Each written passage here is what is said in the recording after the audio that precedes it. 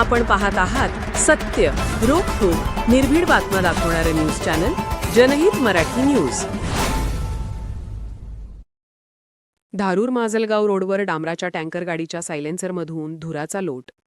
भर दिवसा धुरामुळे रोडवर अंधार. वाहन चालक व नागरिक त्रस्त झाले आहेत. अशा वाहनावर आरटीओ व पोलीस प्रशासनाने कारवाई करावी अशी मागणी प्रवासी व वाहन चालकांमधून केली जात आहे. याबाबतची सविस्तर माहिती अशी की खामगाव-पंढरपूर मार्गावरील धारूरकडून माजलगावच्या दिशेने डांबराने भरलेले टँकर MH12FA 9813 या टँकरच्या सायलेन्सरमधून मोठ्या प्रमाणात काळा धूर निघत होता.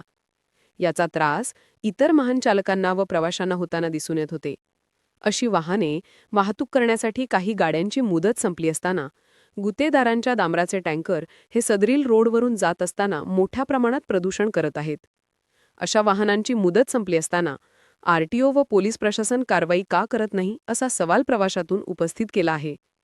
सदरील गाडीच्या पाठीमागे धारूर तेलगाव रोडवर प्रवास करत असताना समोरून येणारे वाहन दिसत नव्हते असा धुराचा लोट होता.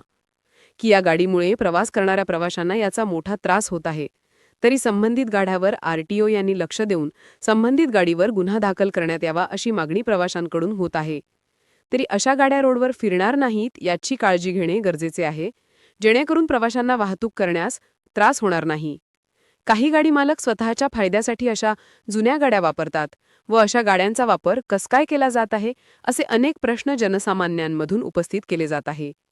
पोलीस प्रशासन व आरटीओ यांनी तात्काळ अशा गाड्यावर व गाड्यांच्या मालकावर कारवाई करणे गरजेचे आहे व तशी मागणी केली जात आहे. अशा गाड्या ह्या रोडवर फिरणार नाही त्याची काळजी संबंधित प्रशासनातील अधिकाऱ्यांनी घेण्याची गरज आहे. त्याचबरोबर अशा वाहनांमुळे प्रदूषण पसरत आहेत.